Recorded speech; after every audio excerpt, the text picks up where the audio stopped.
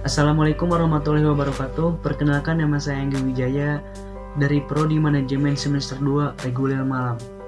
Saya akan menjelaskan tentang materi uji hipotesis dan lanjutan hipotesis.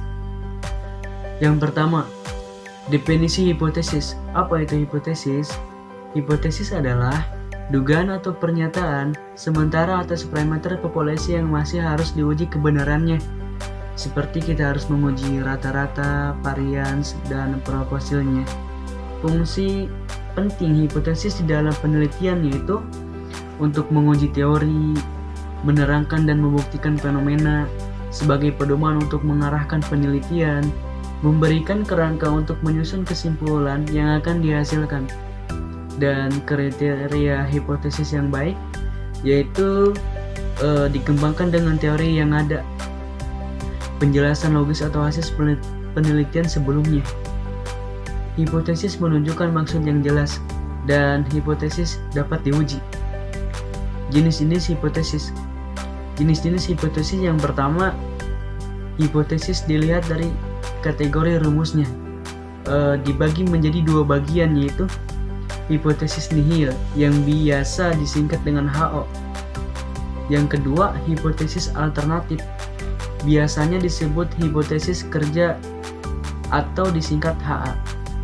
Yang pertama, hipotesis nihil yang disebut HO, yaitu hipotesis yang menyatakan tidak ada hubungan atau pengaruh antara variabel dengan variabel lain. Contohnya, tidak ada hubungan antara tingkat pendidikan orang tua dengan prestasi belajar siswa SD. Yang kedua nih, hipotesis alternatif yang disebut dengan HA adalah hipotesis yang menyatakan adanya hubungan atau pengaruh antara variabel dengan variabel yang lain. Contohnya, ada hubungan antara tingkat pendidikan orang tua dengan prestasi belajar siswa SD. Jenis yang kedua, hipotesis dilihat dari sifat variabel yang akan diuji. Dilihat dari sifat yang akan diuji, hipotesis penelitian dapat dibedakan menjadi dua macam, yaitu yang pertama, hipotesis tentang hubungan, dan yang kedua, hipotesis tentang perbedaan. Hipotesis tentang hubungan yaitu hipotesis yang menyatakan tentang saling hubungan antara dua variabel atau lebih, mengacu ke penelitian korelasional. Hubungan antara variabel tersebut dapat dibedakan menjadi tiga, yaitu hubungan yang sifatnya sejajar tidak timbal balik, hubungan yang sifatnya sejajar timbal balik, dan yang terakhir hubungan yang menunjuk pada sebab akibat tetapi timbal balik. Hubungan yang sifatnya sejajar tidak timbal balik, contohnya hubungan antara kemampuan fisika dengan kimia. Pengujian hipotesis. Pengertian uji hipotesis. Uji hipotesis adalah prosedur-prosedur yang memungkinkan untuk menentukan apakah sampel yang diamati berbeda atau berpengaruh secara signifikan sehingga dapat diputuskan apakah suatu hipotesis akan diterima atau tidak. Kemungkinan kesalahan pada pengujian hipotesis yaitu salah jenis 1A, kesalahan akibat menerima HA. Padahal sesungguhnya HO yang benar. Kesalahan ini terjadi pada saat HO ditolak padahal sebenarnya HO yang benar. Tipe ini bisa dikontrol sekecil mungkin sehingga ketika menerima HA akan tahu tingkat kesalahannya. Kesalahan jenis 2B, kesalahan akibat menerima HO padahal sesungguhnya HA yang benar. Kesalahan ini terjadi pada saat HO diterima padahal sebenarnya HO yang salah. Tipe ini tidak bisa dikontrol karena kita hanya meneliti HA atau hipotesis yang diajukan atau yang diduga. Dalam statistika juga lazim digunakan salah jenis 1A dengan pengujian hipotesis daripada menggunakan salah jenis 2B. Materi selanjutnya yaitu lanjutan hipotesis. Lanjutan hipotesis ada uji kelayakan data, terdiri dari dua data. Data yang pertama data primer dan data yang kedua data sekunder. Data primer terdiri dari uji validalitas dan uji reliabilitas. Data sekunder terdiri dari uji asumsi klasik. Di sini saya akan menjelaskan data sekunder, yaitu uji asumsi klasik.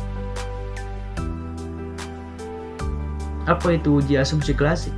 Uji asumsi klasik adalah syarat yang harus dilakukan pada penelitian kuantitatif sebelum dilakukan uji hipotesis, agar data penelitian yang akan diuji dapat diketahui apakah layak atau tidak.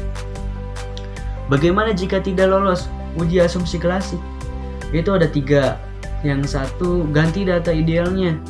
Yang kedua, ganti pengujian lainnya. Yang ketiga, manipulasi data statistik. Dan yang selanjutnya, jenis-jenis asumsi klasik. Yang pertama, uji normalitas. Uji yang bertujuan untuk menilai apakah kelompok data berdistribusi normal atau tidak. Alat uji yang biasa digunakan adalah, yaitu ada 3. Yang pertama, Kolmogorov-Smirnov. Yang kedua, chi-square. Yang ketiga, Shapiro-Wilk. Jenis yang kedua, uji heterokedastisitas. Uji asumsi yang harus dipenuhi agar data pada model analisis regresi yang digunakan tidak bias. Bagaimana mendeteksi adanya heterokedastisitas? Banyak cara untuk mendeteksi adanya heterokedastisitas dalam beberapa software seperti SPSS, eFuse, dan lainnya. Alat uji yang biasa digunakan diantaranya uji Glaser, 2. Uji Waite, 3. Uji korelasi Spearman. Jenis yang ketiga yaitu uji multikolinearitas. Uji yang digunakan untuk mengetahui adanya tidaknya hubungan linear, korelasi, atau hubungan kuat antar variabel independen. Persyarat lolosnya uji asumsi klasik adalah ketika tidak adanya multikolinearitas ini. Gitu. Alat uji yang biasa digunakan diantaranya yaitu ada 2. Yang pertama, melihat nilai variabel inflection factor pada model regresi. Yang kedua, membandingkan nilai koefisien individual R2 dengan nilai determinasi secara serentak R2. Tujuan uji multikolinearitas ini yaitu menghindari kebiasaan dalam proses pengambilan keputusan mengenai pengaruh parsial masing-masing variabel independen terhadap variabel dependen. Yang kedua, jika terjadi multikolinearitas maka variabel-variabel tersebut tidak ortogonal atau terjadi kemiripan. Yang terakhir, uji autokorelasi. Uji untuk melihat apakah terjadi korelasi antara waktu periode T dengan periode sebelumnya, T1. Sederhananya, tidak boleh ada korelasi antara observasi dengan data observasi sebelumnya. Uji autokorelasi hanya dilakukan pada time series, yaitu runtut waktu. Alat uji yang biasa digunakan diantaranya uji Durbin-Watson, uji Rantes. Apakah dampak dari autokorelasi? Yaitu di sini ada 3. Yang pertama, memberikan gambaran yang menyimpang dari nilai populasi sebenarnya. Yang kedua, autokorelasi yang kuat dapat menyebabkan dan variabel yang tidak berhubungan menjadi berhubungan. 3. Pengajuan hipotesis variabel tidak lagi valid sehingga menghasilkan kesimpulan yang tidak valid. Dan itu saja yang bisa saya sampaikan, kurang lebihnya saya minta maaf. Assalamualaikum warahmatullahi wabarakatuh.